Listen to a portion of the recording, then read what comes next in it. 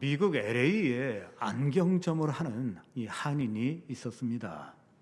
어느 날 방송국에 안경점 광고를 하게 됩니다. 물론 지역 방송이라고 그렇게 이야기할 수 있습니다. 그런데 이 멘트가 광고에 딱 한 번 들어가는데 이 주인이 어눌한 말투로 이렇게 한마디 했습니다. 나는 안경밖에 아는 것이 없습니다. 라고 그렇게 얘기를 한 거예요. 그런데 놀랍게도 있죠. 이 광고가 이 대상을 받았고 히트를 쳤다라고 그렇게 이야기를 합니다. 이 안경점에 있는 사람이 안경밖에는 아는 것이 없습니다라고 하는 것은 칭찬이라고 그렇게 이야기할 수 있습니다. 저는 하림교회 목사입니다. 이 고등학교를 졸업한 다음에 신학을 입문하게 되었고 그 후에 목회를 이곳에서 오랫동안 하게 되었습니다. 제가 하림교회 광고를 위해서 방송에 나오는 일은 아마 없을 것입니다. 근데 혹 있게 된다면 저도 이렇게 말하고 싶습니다. 내가 아는 것은 예수밖에 없습니다. 그렇게 말하고 싶습니다. 오늘 그 예수가 갈릴리 호숫가에 위치한 작은 마을 이 가버나움에 오시게 됩니다. 가버나움이라고 하는 것은 우리에게 익숙한데 그 이유는 예수님께서 북부 쪽에 갈릴리 사역을 하실 때마다 가버나움에서 일을 시작하셨기 때문입니다. 이 가버나움은 단순히 마을이 아니라 어떤 의미에서 베이스 캠프와 같다라고 얘기할 수 있는데 등산하는 사람이 산을 가기 전에 그리고 갔다 돌아와 가지고 또 올라갈 때 이 베이스 캠프를 이용하는 것처럼 우리 예수님께서 가버나움을 주로 이용한 것을 볼 수 있습니다.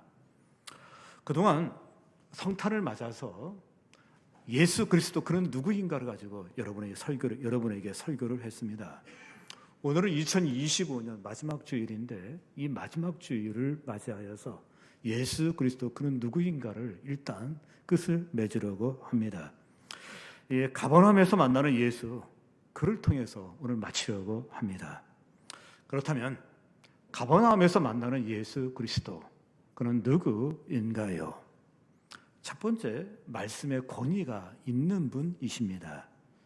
여기 31절 32절 보십시오.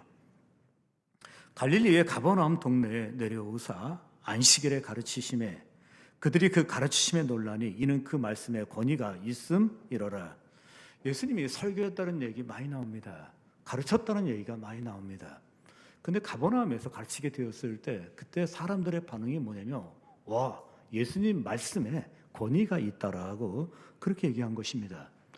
청중의 반응치고는 정말 좋은 반응이라고 그렇게 얘기를 할 수 있습니다. 어제까지만 해도 예수님은 나사렛에 계셨습니다. 근데 나사렛에서 사역을 하셨을 때 사람들이 환영하지 않습니다. 그리고 배척을 합니다. 그리고 이 요셉의 아들이 아니냐라고 하면서 이제 비웃는 것을 우리가 볼 수 있습니다. 한마디로 입닥치라고 하는 분위기였는데 어느 정도였냐면 예수님을 낭떠러지게 해서 밀으려고 하는 그런 마음을 갖고 있었습니다. 이 정도라고 하면 있죠. 미워하는 정도가 아니라 증오하고 있다라고 해도 틀리지 않는다라고 저는 생각을 합니다. 그러다가 오늘 나사렛이라고 하는 곳에 도착하게 되었습니다. 여기 31절 보니까 내려오사 이렇게 되어 있죠. 내려왔다는 표현은 뭐냐면 가버나움은 갈릴리 바다 해안가예요. 그러니까 낮겠죠. 그리고 나사렛이라고 하는 곳은 어떤 면에서 언덕 같은 그런 마을이라고 얘기할 수 있는데 그래서 내려왔다라고 그렇게 이야기한 것입니다. 이 가버나움은 있죠. 어떤 의미에서 예수님께서 갈릴리 사역, 북쪽 사역을 하실 때 베이스 캠프처럼 이용했다라고 얘기했는데 그 동네에 작은 마을임에도 불구하고 이 당시에 원체 도시가 없다 보니까 이 마을이 꽤 큰 마을이 되어버렸습니다. 이 가버나움은 있죠. 고기 잡아가지고 돈을 많이 벌었고 농사를 지어서 돈 좀 벌었고 근데 이게 웬일입니까? 로마군이 주둔을 하는 거예요. 이 당시에 로마군이 주둔한다고 하는 것은 무엇을 의미냐면 유일하게 월급을 받는 사람이 로마 군인이에요. 전 세계 공무원도 없고 어디도 없는데 로마 군인만 월급을 받았어요. 그러니까 지역 주민 입장에서는 로마 군인이 주둔한다 그러면 삼성전자가 요즘식으로 들어왔다라고 생각하시면 됩니다. 사람들이 모이게 되었습니다. 그래서 예수님께서 가버나움을 중심으로 사역하시는 것을 여러분 볼 수 있습니다. 그런데 예수님께서 거기서 가르치시게 되었을 때 사람들의 반응이 이상하다는 거예요. 그게 뭐냐면은 예수님 말씀에 권위가 있다. 그렇게 얘기를 해요. 누가는 예수님 말씀의 특징을 뭐라고 묘사하냐면 권위가 있었다라고 그렇게 얘기를 합니다. 예수님 말씀에 권위가 있었다고 하는 것은 마태도 그렇게 얘기를 했고 마가도 그렇게 얘기를 했고 누가도 예수님의 말씀을 얘기하면은 권위가 있었다라고 그렇게 표현하는 것을 볼 수 있습니다. 여기서 누가가 사용한 권위는 있죠. 권세라고 얘기할 수 있습니다. 영향력이라고 얘기할 수 있습니다. 능력이라고 이야기할 수 있습니다. 주어진 상황을 지배할 수 있는 능력이라고 얘기할 수 있는데 법원에 가면은 재판관이 있습니다. 변호사도 있고 검사도 있습니다. 근데 그 법원을 지배하는 사람이 누굽니까? 사실 최종 결정을 내리는 법관이에요. 그 사람이 몇 년 그러면 있죠. 그거로 그냥 끝을 맺는 것을 볼 수 있습니다. 그런 의미에서 예수님은 그와 같은 분이라고 권위가 있다라고 그렇게 얘기하고 있는 것입니다. 구체적으로 권위가 어떻게 있는가를 보려면은 이 사건이 누가복음에만 기록된 것이 아니라 마가복음에도 기록되어 있습니다. 근데 마가복음에는 더 자세하게 기록되어 있는 것을 볼 수 있습니다. 무사람이 그의 교훈에 논란이 이는 그가 가르치는 것이 권위 있는 자와 같고 서기관들과 같지 아니함이로라 이게 되어 있었어요.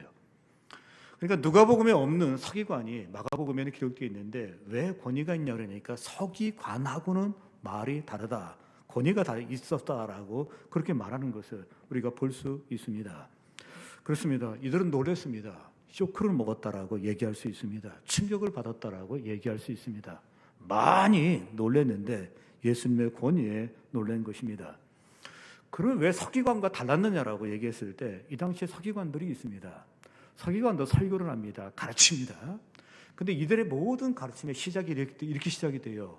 랍비 가운데 가말, 리엘이 있었는데 이 사람이 이렇게 이야기했습니다. 그러니까 여러분도 이렇게 사셔야 됩니다. 행하셔야 됩니다라고 이야기를 한 것입니다. 이 당시 서기관들의 모든 가르침의 멘트가 이렇게 시작됩니다. 랍비 가운데 누가 있었는데 그 랍비가 이렇게 얘기했습니다. 그러니까 여러분도 이렇게 사셔야 합니다라고 그런 식으로 이 가르침이 시작된 것을 볼 수 있습니다. 다시 말씀드리면 있죠. 자신의 권위를 한 것이 아니라 누구의 권위를 가지고 이야기했다고 그랬는데 자신의 권위를 누구의 권위를 통해서 높였다라고 그렇게 얘기를 할 수 있습니다. 이건 나름이 있죠. 의미 있는 행동이라고 저는 생각을 합니다. 제가 학교를 다닐 때 논문을 쓰거나 레포트를 제출하게 되었을 때 그때 이 과제물을 내게 될 때 꼭 이 어떤 근거를 표기해요. 그러면서 만약에 무슨 과학에 대한 얘기를 한다면 아인슈타인이 무슨 책 몇 페이지에 뭘 하면서 얘기를 했다는 것을 인용을 하게 되는데 그거 인용을 하면 제가 엉터리가 아니라고 교수님이 조금 인정을 해줘요. 어서 에세이 써온 것이 아니라 그래도 학적인 걸 써왔다라고 그렇게 인정을 해준다는 거예요. 그런 의미에서 이건 상당히 의미가 있다고 생각됩니다. 뉴스를 받아도 이와 비슷한 것이 전개되는 것을 볼 수 있는데 뉴스를 보십시오. 가령 뉴스에서 뭐가 나왔냐면 입시에 대한 얘기가 나왔습니다. 수능일입니다. 날씨가 춥습니다. 그리고 사람들이 밀립니다. 그런 얘기를 해요. 이런 보도를 한 다음에 꼭 누가 나오냐면 그 옆에 해설자를 불러요. 전문가를 불러요. 그래서 교육학자라든지 교수님이 나와서 어떻게 저떻다라고 얘기를 하면서 조금 전에 전했던 사실에 대해서 이렇게 권유를 부여하는 걸 볼 수 있습니다. 또 내년도 경제 전망에 대해서 얘기했을 때 대한민국 경제는 이렇습니다. 아시아의 경제는 이렇습니다라고 아나운서가 이야기를 끝난 다음에 바로 누가 등장합니까? 경제학자가 등장해요. 지금 조금 전에 아나운서가 이런저런 얘기했는데 그게 헛소리가 아니라 진짜 그렇습니다라고 하면서 뒤에서 권유를 부여해 주는 것을 우리가 볼 수 있습니다. 물론 가정에서도 그렇습니다. 애들이 이야기할 때 뭐라고 얘기합니까? 너 왜 놀고 있어? 그렇게 얘기를 하면 있죠. 아이가 이렇게 합니다. 아빠가 놀랬어. 그럴 끝이에요. 아빠가 놀랬는데 뭐. 엄마가 놀랬어. 놀으라고 했어. 그러면 이게 권위를 갖는다라고 얘기할 수 있고 자기의 그 행동에 어떤 의미를 부여하는 도구로 쓰는 것을 볼 수 있습니다. 직장에서도 마찬가지입니다. 뭘 그렇게 열심히 해? 또 반대로 왜 이런 일을 해라고 얘기했을 때 한마디 합니다. 부장님이 시켰어. 또 한마디 합니다. 사장님이 시켰어. 부장님이 시켜서 사장님이 시켰어라고 얘기를 하면 그 순간에 모든 얘기는 끝나는 것을 볼 수 있습니다. 서기관들이 그런 방식이에요. 그러니까 내가 권위가 있지만 더 큰 권위자를 인용함으로 말미암아 자기 말의 권위를 실은 것을 볼 수 있습니다. 그런데 여러분, 예수님은 다릅니다. 성경에 예수님의 설교가 있습니다. 긴 설교가 한 7편 정도 되고, 그리고 짧은 설교까지 합하면 70편, 80편이 된다고 하고 그렇게 얘기를 합니다. 근데 그 설교 가운데 제일 긴 설교가 있습니다. 그게 바로 산상설교입니다. 근데 이 산상설교를 들어보면 있죠, 진짜 서기관하고 달라요. 한번 들어보십시오. 살인하지 하지 말라. 누구든지 살인하면 심판을 받게 되리라 하였다는 것을 너희가 들었으나 나는 너희에게 이르노니 형제에게 노하는 자마다 심판을 받게 되느니라. 너희가 이런 얘기를 갖다 랍비를 통해 들었는데 나는 너희에게 이르느냐면서 내가 너희에게 말한다라고 이야기하는 걸 볼 수 있습니다. 또 간음하지 말라 하였다는 것을 너희가 들었으나 나는 너희에게 이르노니 음욕을 품는 자마다 이미 마음에 간음하였느니라. 여기서도 있죠, 너희들이 랍비를 통해서 이런 얘기 들었지만 나는 너희에게 이르냐면서 그냥 신적 권위, 하나님의 권위를 갖고 선포하는 것을 볼 수 있습니다. 계속 되어집니다. 맹세를 하지 말고 네 맹세한 것을 즉게 지키라 하였다는 것을 너희가 들었으나 나는 너희에게 이르노니 맹세를 하지 말라. 눈은 눈으로 이를 갚는 것을 너희가 들었으나 나는 너희에게 이르노니. 여기 보면 모든 내용이 있죠. 예수님하고 서기관하고 달라요. 서기관들은 누가 이렇게 얘기했습니다라, 그러니까 여러분 이렇게 하십시오라고 얘기했지만 예수님은 직접 말씀하시는 것을 볼 수 있습니다. 여러분, 그 이유는 무엇입니까? 예수님이 하나님이시기 때문입니다. 성경에 기자가 있습니다. 그러나 기자는 저자가 아닙니다. 성경의 저자는 누구입니까? 바로 우리 하나님이십니다. 그래야 정답을 말씀하십니다. 그러니까 명확하게 말씀하십니다. 내가 네게 이르노니라고 말씀하시는 예수님을 보게 됩니다. 말씀드린 대로 예수님의 긴 설교가 산상수훈이라고 했습니다. 마태복음 5장, 6장, 7장입니다. 산상을 길게 다 하신 다음에 끝을 이렇게 맺습니다. 예수께서 이 말씀을 마치심에 무리들이 그 가르치시는 것에 놀라니 이는 그 가르치는 것이 권위 있는 자와 같고 그들의 서기관들과 같이 아니함이라라. 그렇습니다. 예수님은 말씀에 권위가 있습니다. 신적 권위가 있습니다. 그분이 하나님이시기 때문입니다. 그는 메시아이십니다. 그리고 하나님의 아들이 되십니다. 이 신적 권위를 가지고 예수님께서 말씀하고 계십니다. 그런데 여러분, 그분의 권위 앞에서 여기서 멈추지 마십시오. 동시에 우리가 기억해야 될 것이 있습니다. 그분은 권위가 있으셨습니다. 그러나 권위적이진 않았습니다. 우리가 이 말씀을 듣는 순간에 다 무슨 말인지 다 알아듣습니다. 그분은 권위가 있습니다. 그러나 권위적이지는 않으셨습니다. 먼저 권위적인 사람이 있는데 이 사람이 어떤 모습을 보이는지 우리는 짐작할 수 있습니다. 사람들은 세상에서 가장 권위적인 조직이 있는데 그 조직이 법원이다, 그렇게 얘기를 했습니다. 한 변호사가 이야기하기를 법원이야말로 신성 불가침 집단이라고 이야기했는데 저는 잘 모르겠습니다. 법원 역시, 법관 역시 외로움도 어려움도 있고 고충이 있으리라고 저는 생각을 합니다. 그들 나름대로 고민도 많이 있을 겁니다. 한번 이 부장판사라고 하신 분이 글을 썼습니다. 한번 들어보십시오. 부장판사가 썼지만 정말 우리가 꼭 귀를 담아야 되는데 이분도 예수 잘 믿는 분 같은 느낌 들었습니다. 한번 들어보십시오. 옛날에는 판사가 판사라는 이유만으로 권위를 인정받았다. 재판 당사자들은 판사의 말에 귀를 기울였고 판사의 권고에 따라 화해하기도 하였으며 판사의 조언에 따라 이혼하겠다는 의사를 거둬들이기도 했다. 판사의 판단은 재판 당사자뿐만 아니라 재판과 무관한 제3자도 신뢰하였다. 그러나 이미 그런 상황은 상당히 바뀌었고 앞으로 더욱 바뀔 것이라고 예상된다. 주권자인 국민은 옛날 권위주의 시대처럼 일정한 지위에 있다는 이유만으로 그 사람의 결정을 맹목적으로 신뢰하지 않게 되었다. 그렇다고 하여 어찌 농부가 밭을 탓할 수 있겠는가? 판사가 주권자인 국민의 변화된 의식을 탓할 수는 없는 노릇이다. 오히려 변화된 국민의 의식에 맞추어 존경과 신뢰를 받을 수 있는 길을 끊임없이 모색하는 것이 마땅하다. 들어보십시오. 생각건대 판사의 권위는 판사의 권위주의적인 태도에서 나오는 것이 아니라 오로지 신뢰성을 인정받을 수 있는 신뢰, 즉 누구라도 납득할 수 있는 논리적이고 합리적인 결론, 그 결론에 근거한 판결. 한 걸음 더 나아가 재판 당사자의 아픔과 어려움을 공감하고 이를 달래주려는 세심한 배려까지 갖춘다면 권위에 더하고 존경과 신뢰까지 얻을 수 있지 않을까 생각한다. 여러분, 이 법관이 하신 말씀이에요. 근데 이 얘기 법관에 가만 해당되겠습니까? 교회도 해당됩니다. 그리고 직장도 해당됩니다. 그리고 여러분이 만나는 공동체에도 해당되고 심지어 가정에도 해당된다라고 이야기할 수 있는데, 아버지가 오시면 우리는 아무 말을 하지 않았다. 그 이유 말이 없었다. 뭐 이런 글들이 많이 나와요. 이 가정에서도 있죠. 사실 그렇지 못하다는 걸 보여주고 있는 것입니다. 오늘 이 자리에 오신 사랑하는 성도 여러분, 그분은 권위적이지 않으셨습니다. 근데 권위가 있습니다. 우리 예수 믿으면서 어디에 가더라도 권위적이 되어서는 안 됩니다. 그러나 반드시 권위를 가지십시오. 직장에서도 권위를 가지십시오. 학교에서도 권위를 가지십시오. 그리고 집에서도 어디에서도 일가 친척 모일 때도 여러분 꼭 권위를 가지시기 바랍니다. 2차 대전 때 이 독일의 포로 가던 미군이 있었습니다. 현역 군인도 먹고 살기 바빠 죽겠는데 먹을 게 없는 판국인데 포로한테 뭐 먹을 걸 줬겠습니까?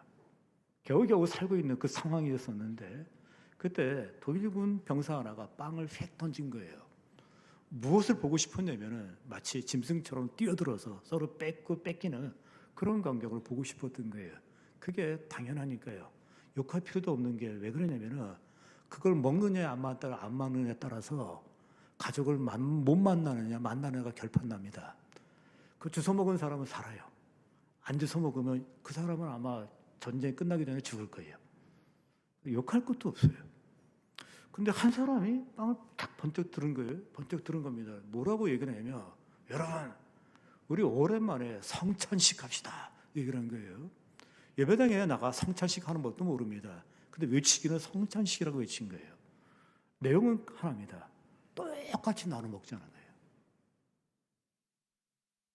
그때 이 독일 병사가 굉장히 쇼크를 먹어요. 그리고 이 포로라고 해서 우습게 대해서는 안 되겠다. 그 생각을 합니다. 한마디로 해서 포로지만 포로에게서 뭘 느꼈습니까? 권위를 느꼈다라고 그렇게 얘기를 할 수 있습니다. 저는 이호령 교수라고 하시는 분이 가정원에서의 아버지의 권위 약할에 대해서 굉장히 걱정했는데 그 이유가 좀 우리하고는 달라요. 이분은 뭘 걱정했냐면 저는 아버지의 속마음을 자식들이 몰랐대요. 그래서 옆방에서 그러면 이게 아버지가 불편하다는 건지 하지 말라는 건지 생각을 한 거예요. 근데 요즘 아버지에 대해서 뭐라고 얘기하냐면 그분이 속이 자식 입장에서 뻔히 보인대요.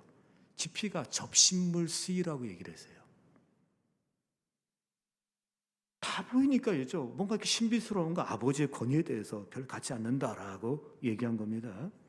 근데 이 얘기 앞에서 어머니도 자유롭지를 못합니다. 왜냐하면 17살 소녀하고 40살 먹은 엄마하고도 어떤 사고라든지 가치 여기에 차이가 별로 없어요. 너무 비슷한 거예요. 너무 비슷하기 때문에 이게 권위가 없어졌다라고 뭐 그런 식으로 얘기를 하는데 전 잘 모르겠습니다.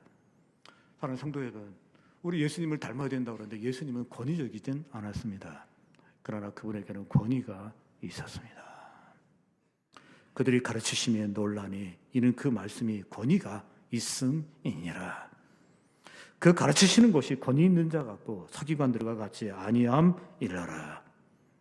예수 그리스도 그분은 말씀에 권위가 있는 분입니다. 두 번째, 가버나움에서 만나는 예수 그리스도, 그는 누구입니까? 하나님의 거룩하신 분이십니다. 여기 34절 보십시오. 아, 나사렛 예수여, 우리가 당신과 무슨 상관이 있나이까? 우리를 멸하려 왔나이까? 나는 당신이 누구인 줄 아노니 하나님의 거룩한 자니이다.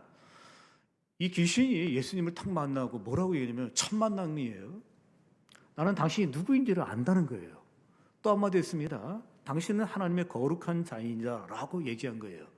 귀신이 얘기했지만 맞는 얘기예요. 그래서 예수님은 누구냐고 했을 때 하나님의 거룩한 자였다라고 이야기할 수 있습니다. 고향에서 배척받으신 예수님께서 여기 떠나셔서 나사렛에서 떠나셔서 가버나움으로 오시게 되었습니다. 그때 사람들은 배척하지 않았습니다. 그리고 예수님의 설교를 잘 듣게 되었습니다. 그때 사람들이 예수님 말씀을 잘 듣게 되었을 때 쉽게 말씀을 편안하게 전하고 있었는데 돌출 행동을 하는 사람이 나온 거예요. 이 사람을 성경에서는 귀신 들린 사람이었다, 그렇게 이야기하고 있습니다. 이 사람의 특징이 있는데 더러운 귀신이라고 이렇게 되어 있어요. 귀신 가운데 깨끗한 귀신이라는 표현은 성경에 없습니다. 대부분 다 말하면 더럽다라고 그렇게 되어 있는데 어쨌든 더럽다라는 표현이 나옵니다. 또 하나 행동이 나오는데 있죠. 소리를 질렀다라고 그렇게 되어 있습니다. 소란을 피웠다라고 그렇게 되어 있습니다. 누가가 분명히 증언하는데 이분이 의사입니다. 정신병이 아니에요. 의사는 누가였기 때문에 정신병하고 귀신 들린 사람하고 분간이 되는 사람입니다. 근데 분간을 하는데 이 사람은 정신병이 아니라 귀신 들렸다라고 그렇게 이야기하고 있습니다. 그러면서 귀신 들렸는데 귀신에 사로잡혔다라고 그렇게 묘사하고 있고 귀신의 통제를 받고 있다라고 그렇게 말해주고 있습니다. 그런데 이 사람은 예수님에 대해서 굉장히 적대적인 것을 볼 수 있습니다. 그 이유는 자기가 위험에 처했기 때문이라고 그렇게 얘기할 수 있는데 자신을 가만히 내버려 둬라라고 이야기하는데 한마디로 얘기해서 신경 쓰지 말라라고 그렇게 얘기를 합니다. 거리를 두려워하고 있습니다. 왜 그렇겠습니까? 예수님의 출현과 동시에 그런 위기의식을 본능적으로 느낍니다. 예수님이 이 땅에 왜 오셨습니까? 귀신의 일을 멸하기 위하여, 마귀의 일을 멸하기 위하여 이 땅에 오셨기 때문입니다.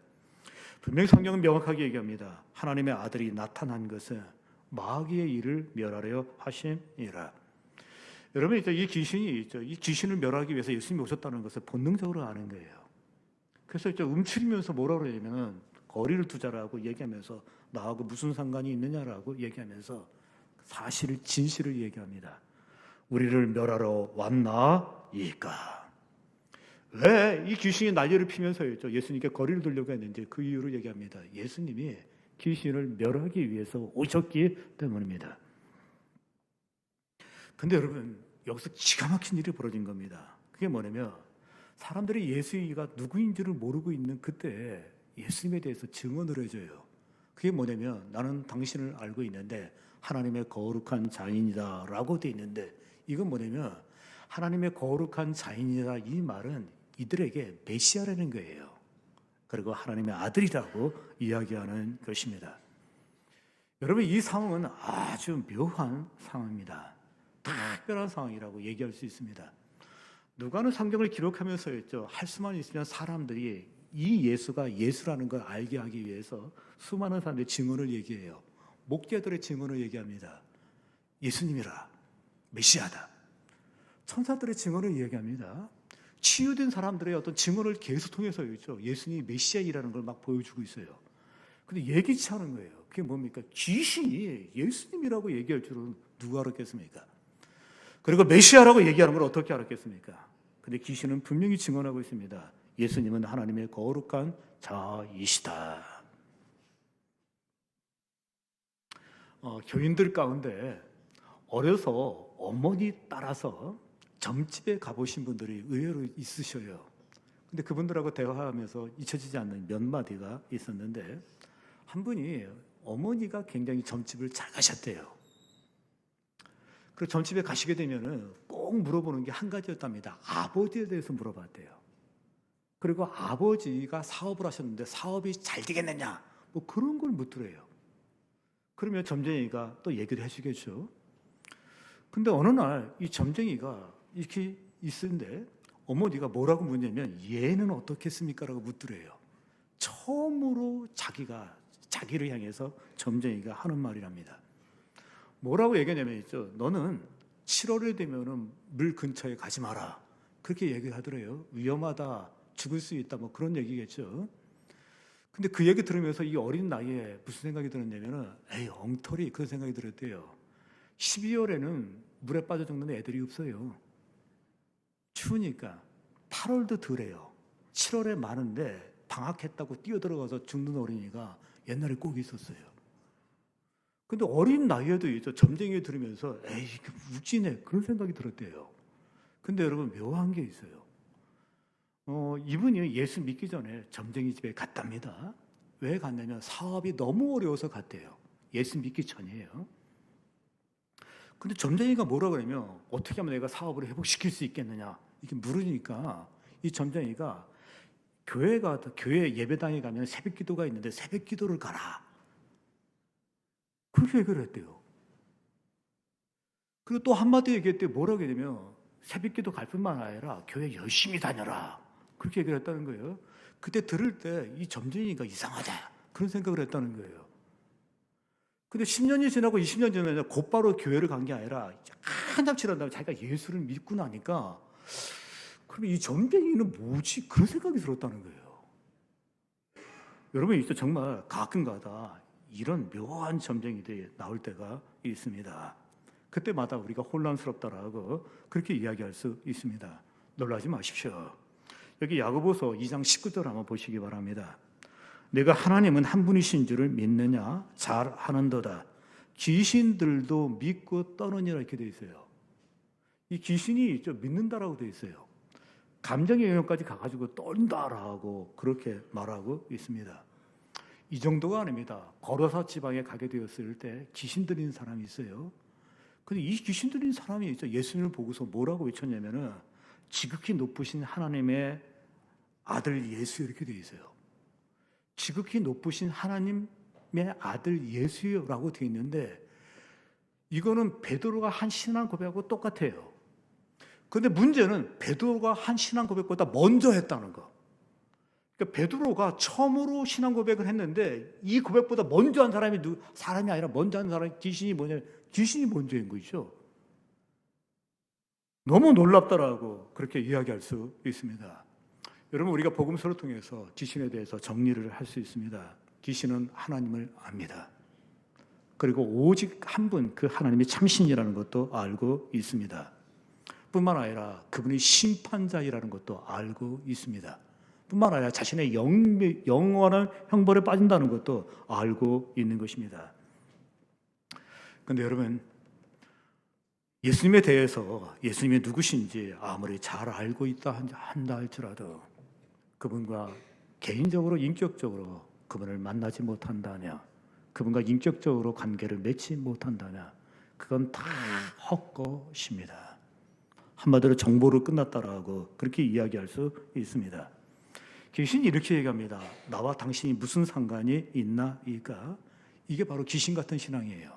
거리를 두는 거야. 알긴 아는데. 우리 주변에 있죠. 예배당에 오면서도 있죠. 오시는 분도 계셔요. 근데 주님과의 거리를 일정 세를 둬야 되는데, 이게 신앙이라고 착각하는 분인데, 그게 귀신 신앙이에요. 귀신이 그렇게 믿어요. 위탁이라든지 신뢰 없이 있죠. 그냥 거리를 둔다라고 얘기할 수 있는데, 그렇습니다. 하나님에 대해서 바른 지식 중요합니다. 거기서 멈추는 것이 믿음이 아닙니다. 이 지식을 기반으로 해가지고 주님과 인격적으로 관계를 맺게 되는데, 영접하는 자, 그거 바로 인격적인 관계를 맺은 자입니다.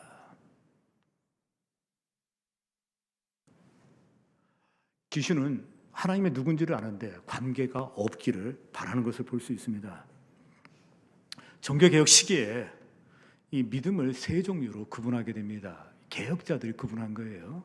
첫 번째는 정보로서의 믿음, 두 번째 지적 동의로서의 믿음, 세 번째가 전적 위탁 신뢰로서의 믿음, 이렇게 세 가지를 구분해요.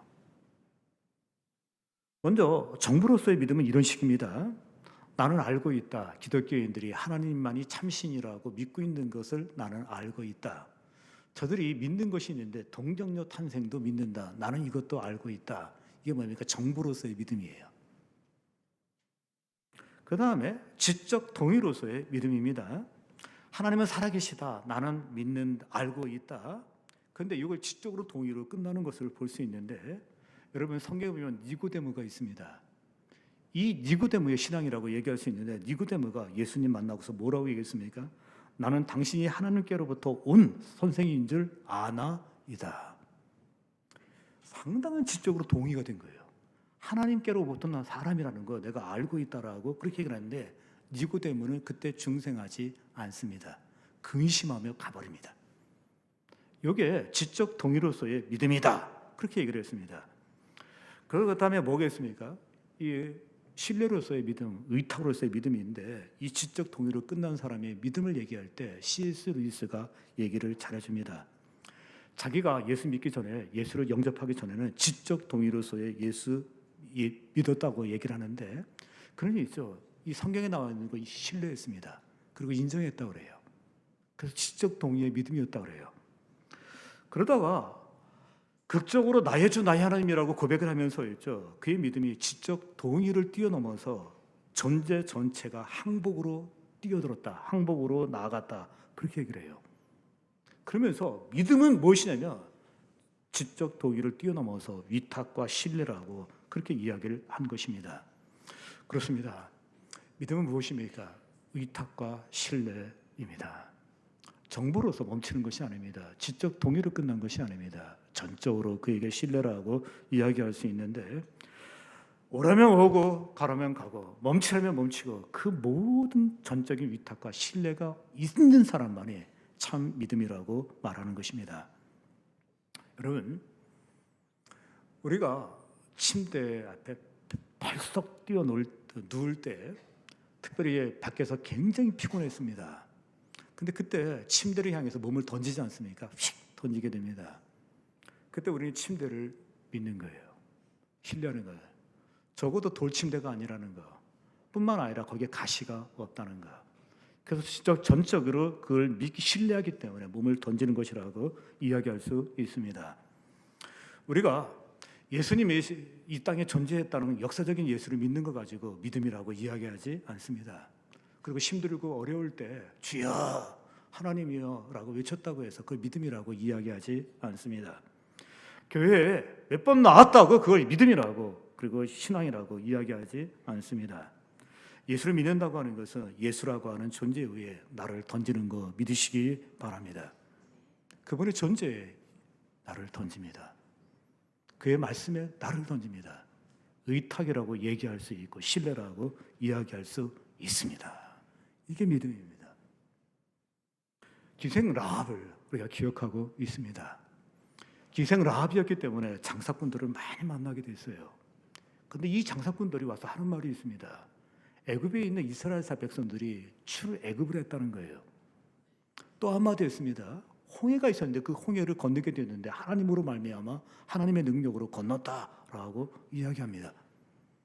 멀지 않아 이 여리고성을 갖다 공격하게 되고 부시게 될 것이다라는 얘기를 그가 듣게 됩니다. 이때까지는 있죠. 정보로서의 믿음이에요. 남들이 듣지 못한 걸 들은 거예요. 그 다음에 이 정보가 있죠. 지적 동의로 이어지게 됩니다. 여호와께서 이 땅을 너희에게 주신 줄을 내가 아노라 하면서 동의를 해요. 지적 동의로. 그 다음에 모험을 합니다. 믿음으로 모험을 합니다. 정탐꾼을 숨겨주는 것을 볼 수 있습니다. 잘못되면 죽을 수 있습니다. 온 가족이 죽을 수 있습니다. 그런데 믿음은 결단합니다. 그리고 그 믿음에 따라서 행동하는 것을 볼 수 있습니다. 이 모든 결단에서 누가 책임집니까? 우리 하나님이 책임지는 것을 볼 수 있습니다. 다니엘의 세 친구가 있습니다. 그들의 고백을 들어보십시오. 신상하에게 절하지 아니하며 붉은 불에 던진다 라고 되어 있습니다. 그때 그들의 믿음은 이렇게 표현되고 있습니다. 들을 필요 없습니다.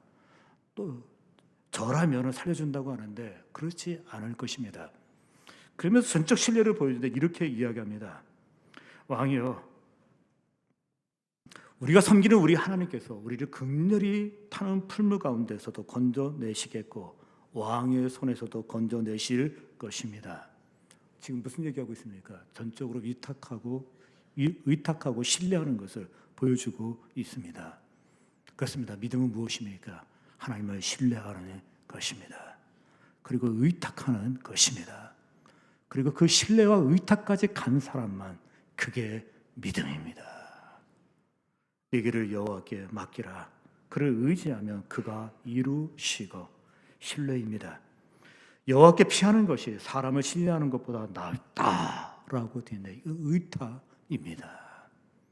가버나움에서 만나는 예수 그리스도, 그는 하나님의 거룩한 자입니다. 마지막으로 여러분 세 번째, 이 가버나움에서 만나는 예수 그리스도는 누구입니까? 귀신을 제압하시는 분입니다. 여기 35절 보십시오. 예수께서 꾸짖어 이르시되 잠잠하고 그 사람에게서 나오라 하시니 귀신이 그 사람을 무리 중에 넘어뜨리고 나오되 그 사람은 상하지 아니한지라. 여러분 무엇이 보입니까? 예수에게 굴복하는 귀신을 보게 됩니다.